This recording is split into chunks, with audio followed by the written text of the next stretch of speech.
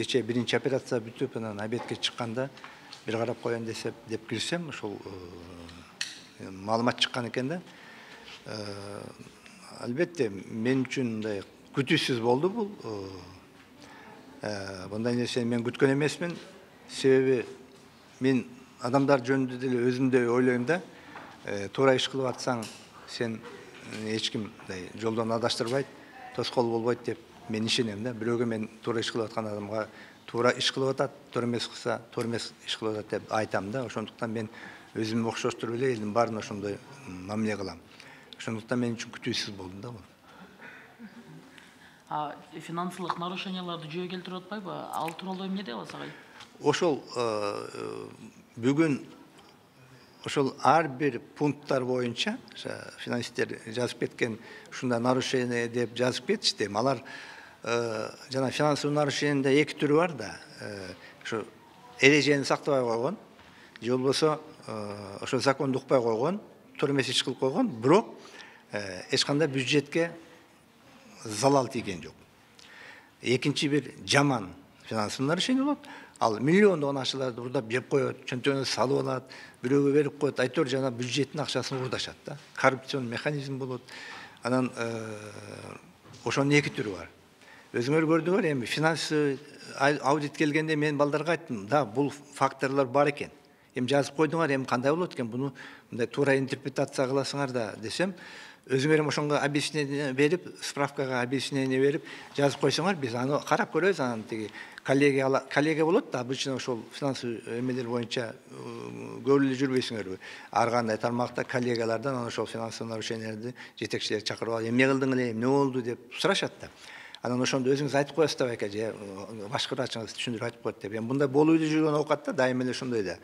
Анан макул деп мен кол коюп бергем да. Мен жакшы ой менен кол коюп бергем. Анан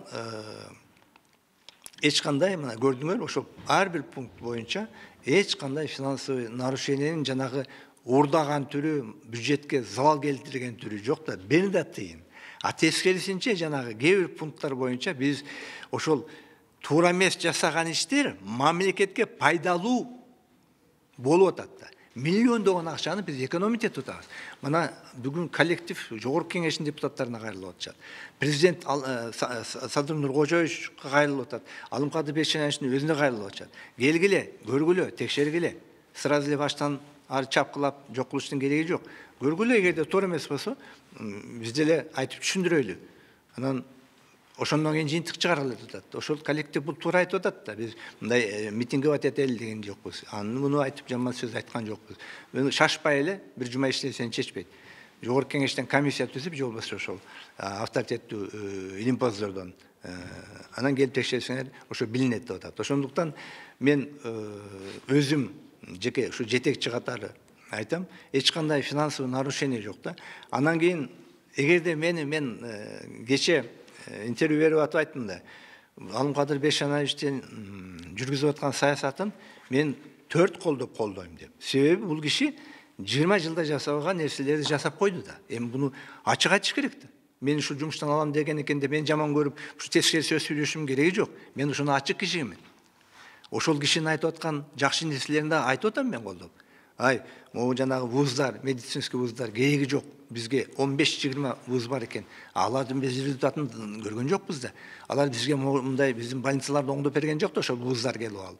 Индустар, пакистандыктар окуп кетет экен, башка жактарга акча төлөп. Эми таксисттерге төлөйт, ашканага төлөйт экен, ал деле пайда. Бирок биздин медицинанын пайдасы жок экен. Ошон үчүн Алымкадыр Бейшенаевич ушул нерсени абдан жакшы жасап атат. Тазалаш керек деп аны айтып атам. Жанагы больницаларда мен өзүмдүн программамда көрсөтөм да, акчаны кайдан тапса болот? Медицина. Өзүнүн ичинде бар акча деп айтып атам. Ал ошолордун бири жанагы больницалардын территориясына, обл больницага кирсеңер, аптека жайнап кеткен да. Ал мамлекеттик эмес. Ошол ичинде частный медицинский центрлер бар. Ачылып иштеп атышат. Имараттар ошо мурдагы больницаныкы, больницанын территориясында. Ошону Алымкадыр Бейшенаевич жасады. Буга чейин 20 жылдын ичинде бир министр жасай алган жок. Ошон үчүн бул Алымкадыр Бейшенаевичти мен досум катары колдобойм, мен жетекчи катары колдойм.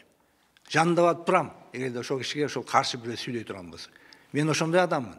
Ошондуктан менин өзүм жөнүндө ал киши туура эмес информация алып алганына мен түшүнбөй турам, эмне үчүн ошентип информация. Азырга чейин мага звонить эткен жок. Мен дагы кишиге жанагында иштер менен жүрүп атса, чоң жетекчи деп звонить этип, өзүмдүн проблемамды айтып, айдос мындай эле, там жолдош министр ушундай эле деп, ал кишинин башын ооруткум келген жок да. Мындай караганда бул өзүнчө эле чечиле турган нерсе деп эле жүргөм да. Бирок мындай карасам ырбап баратат. Ал киши түшүнбөй атат окшойт, башка бирөөлөрдүн информациясын угуп. Ошондуктан бул жак эки ача нерсе болуп атат да. Ушул реформаларын колдоп турасың, анан бул жактан жумуштан алайын деп атсам, мындай өзүнчө түшүнүксүз акыбалда болуп калдым да менчи. Бирок коллективдин айткандарын уктуңар. Биздин жетишкендиктер жөн эле мындай жазса бир чоң поэма. Мына Кыргызстанда акча жетишпей, медицинада бюджет жок, бюджетте акча жок. Акыбалда bir больница kurup koyuş bu öte çoğun nerse de. Bunda özüne salıştırıp görgülüç. Бар ушундай больницаны курган жерлер. Мен бирөө эмес, эки чоң багыган илимий мекеме уюштурду. Мына өздөрү балдар айтып атат, жаш балдар. Бишкекте иштеп жүргөндөр. Менен чоң иштеп. Бишкектеги илимий, жүрөк чүргө илимий борбордун биринчи директору болуп ошол жерде 6 жыл иштедим. Түптөп мына акыбалга жеткизип, анан мен буяка келе бергенден кийин, анан тигил анча-мынча кишилер коллективден ошолардын ичинен бир 4-5 чыгат да, анча-мынча. Жана Курманбек Садыч тигил революция болуп бийликтен кеткенден кийин мага ачык эле чыгып айткандар болгондо, ай, Калдырбек ача, сиздин акеңиз Бакиев деген кетти. Сиз дагы барыңыз эми ошо Жалал Абадка дегенде, ой, биринчи тамашалашкан экен деген. Бирок анан кийин чындап эле 2 жыл ошентип мени терроризировать этип, газеталарга жазышып анан кетип калган. Макул, барайын мен Жалал Абадка барайын деп. Анда бир тарих бар. Эми ошол азыр мен ойлоп калдым кээде. Ошондо Жалал Абадка барыңыз. Ошол жакта иштеңиз деп мага сөмө менен көрсөткөндөр бүгүн мүмкүн ошол кандидат науктар, докторлор жок. Келип мен даярдап койгон ушу Жалал Абадтагы центрге келип директор болоюн, директор болуп иштейин деген бир жаман ойлор бардыр мүмкүн. Айтып коеюн, ушул учурдан пайдаланып. Андай бузукуларга Жалал Абадта орун жок. Мен орунду бошотуп бер, иштен кетиңиз деп жетекчилер айтса жөн эле кетем. Өзүмдүн жумушум табылат. Бирок ошондой бузукулар келем деп ошо жаман оюнун бир пландары боло турган болсо мен каранда каршы чыгам. Абдырамановдун башка жагын адамдар көрө элек. Мен өзүм жакшы адаммын деп эсептейм, врачмын, себеби мен жаман сөз айта албайм, бирөөнү сөгө албайм, бирөөнү ура албайм, өзүм боксер болсом дагы. Мен жүрөгүм менен сезип, акылым менен иштеген адаммын. Ошондуктан жаман ойлуу адамдар болсо, ошондой пландар болсо, андан кайтышсын. Алымкадыр Бейшенаевичтин башын оорутуп, тигинде эле мындай эле деп жана жаштар, балдар айтып атат да, ушул министрдин деле күнөөсү жок болсо, бирөөлөр ушу туура эмес маалымат берип ошон үчүн болуп калды деп. Ошондуктан бул жака келип текшергиле, көргүлө, жогорку кеңештин депутаттары комиссия түзгүлө. 5-6 кишиден болгон келип көрсүн. Бул жака келбегендери бар, билбегендери бар. Ошондуктан айтып атышат да, Абдыраманов өзүнүн чөнтөгү менен мамлекеттин чөнтөгүн алмаштырып алыптыр деп билбегенден айтып атат да. Билген кишилер айтат да, Абдыраманов больницада түнөйт, иштейт, жашайт, семьясы тигил Бишкекте. Жума сайын барып учуп келет. Мен кече бир интервью берип атып, журналист айтып атат, байке, чын эле ошентип барып келип иштейсизби дейт. Барып келип иштейм, неберелерим ошол жакта, жеңеңер ошол жакта, үй бүлөм ошол жакта. Эми дерлик ушу жума сайын барып келгенге, 5-чи күнү барып келгенге, 5-чи күнү барып, понедельник күнү келгенге туура келип калды. Анан андай нерселер мен айтпай эле, ал менин өзүмдүн жеке проблемам. Бирок мен ошону эмнеге жасап атам? Ушу медицина оңдолсун. Мына Жалал Абадтагы жүрөк чирге борбору регионалдык, аймактык ушул ишке ашып туруп иштеп кетсин, чоң багыган больница болсун, элдерге жардам тийсин. 10 жыл, 20 жыл, 50 жыл кийин ушул миңдеген адамдарга жардам берип, ушул жүрөгүн айып кетишине сакайып, ушултоо болсун. Жаштарбыз жана айтып аткан жаштарды уктуңар го. Салыштырып көрбөйсүңөр ким кандай экен деп. Ошолар окуп, өнүгүп өссүн, ошолар бизге окшоп кийин бакыйган чоң профессор болуп, ушундай биздин ордубузду бассын деген ниет менен жасап атам. Мен өзүмө жасаган жокмун. Өзүмдүн частный центрим бар, жана ошол Бишкектеги центрден мени кууду деп айтам. Ссылкага буяка айдаганда бош калып, 1 жыл, 1,5 жыл ошол частный жекеменчик клиниканы уюштурган. Мен дагы мага да тирилик керек да, иштешим керек. Мен да хирургмун. Анан ошо жекеменчик клиниканы уюштуруп, ошол азыр Бишкекте иштеп атат. Ал жакта менин балдарым иштейт. Менин 8 балам, келиним, кыздарым, балдарым менен бардыгы 8 киши өзлөрү ошо семейный бизнес, медиктер, алар врачтар болсо башка иш кылбайт да. Чайканчык деген чайкана ачат. Инженер үй куруп атат. Ырчылар ырын бизнес кылат. А медиктер биз эмне медицинаны иштете албашыбыз керекпи? Иштеш биздин милдет ошол да. Биз медик болгондон врач болгондон дарылайбыз. Ошо менин балдарым айтты: "Ата, сиз мамлекетке жаныңызды бересиз. Өмүрүңүздү бердиңиз. Эми иштей бериңиз макул, келбей эле коюңуз. Биз жекеменчик клиниканы өзүбүз иштетебиз. Мамлекетке сиздин иштеп бергениңиз жетет бизге. Биз өзүбүз үчүн иштейличи, бизге тийишпеңиз" деп. Мен кандидатский жазгыла, доктор болгула, больница мындай келип иштегиле, мамлекеттикте жардам бергиле десем, азыркы жаштар ошо башкача айтып атат. Аларга да мен түшүнөм. Ал башкалардын тагдыры, алардын иштери башка. А мен мамлекеттик больницада иштейм. Алмаштырбасын. Анча-мынча журналисттер тура эмес айтып коюшу мүмкүн. Өзүнүн чөнтөгү менен мамлекеттик чөнтөктү алмаштырды деп. Менде андай жок. 99 жогунан жолу 4 жагынан келип текшерип карасаңар дагы, иренгенге салып карасаң да андай ойду таппайт эч ким. Ошону мен айтып койгум келди. Бирок мына эң негизгиси азыркы биздин бийликтеги мырзалардын жүргүзүп аткан саясатын колдош үчүн биз бири-бирибизге туура сөз айтып, ачык сөз айтып, жакшынакай болуп, бири-бирибиз менен мунасага келишип иштешибиз керек. Анан ар кимибиз ар кандай нерсени айта берсек, жетекчилерге дискомфорт жаратыштын кереги жок. Ошо министрлер гладко, как часы иштетиш керек.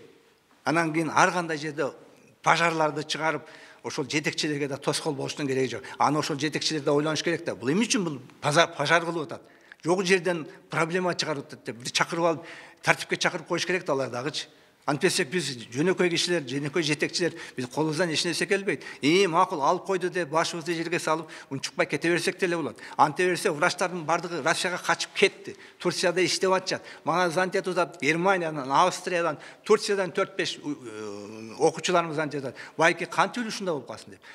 Россияда, Москвадан, Бакулинский центрде 5-6 менин учением иштешет. Ыйлап атышат кыздар. Менин тагдырым, аны айттым го эрте менен. Менин тагдырым эмне болот, мен туманный түшүнүгүм дейт. Мен ишенип ушундай жанагындай высокопарный сөздөргө, мораль, адилеттүүлүк деген сөздөргө мен ишенип алып, мен өзүм деле жаш эмесмин байке дейт. Мына мен эмне кылам? Мен эмнеге ишенишим керек дейт. Эгерде сиздей адамды тебелеп тепсеп жок кылабыз деп атсаң да, менин идеалдарым барды өчтү го деп ыйлады.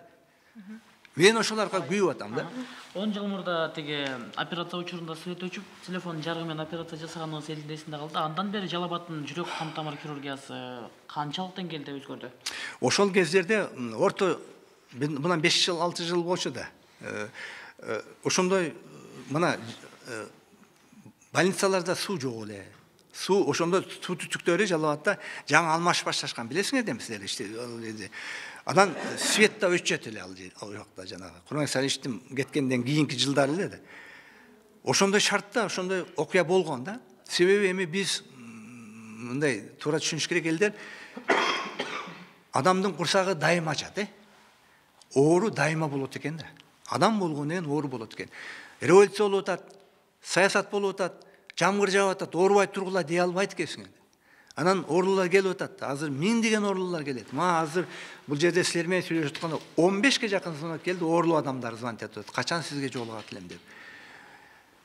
Ошондой учурда биз токтобой жумушту токтотуп койсок болот. Мисалы үчүн мен ооруп калдым, башым ооруду, тиги жок, бул жок деп токтотуп койсо болот. Бирок ошол токтотпой карап туруп, кайсыл операцияны жасап койсок болот, кайсы оорулууга жардам берип койсок болот деп бир нерселер жетишпесе дагы ошону жасаганга аракет кылабыз да. Адамдын өмүрү да күтпөйт да. Эртең ошол бала кичине ымыркай каза болуп калышы мүмкүн. Ошол киши бир тууганы бирөөнүн атасы алгазы болуп калышы мүмкүн. Бул трагедия, буну түшүнүш керек. Ошондуктан биздин жумуш токтобой турган жумуш. Токтотууга болбойт. Биздин жумуш тоскоол боло турган жумуш эмес. Бул бизге тоскоол болбой турган жумуш.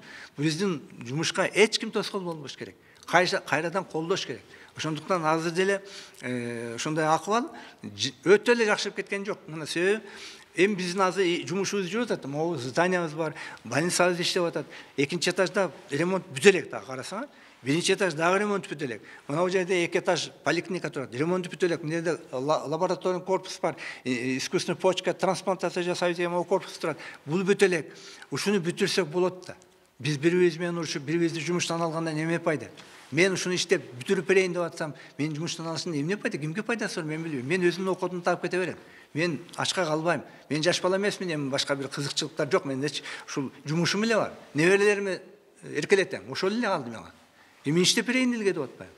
Анан ушундай учурда кантип бири-бирибизди тоскоолдук кылабыз? Жетекчилер туура түшүнөт деп ойлойм.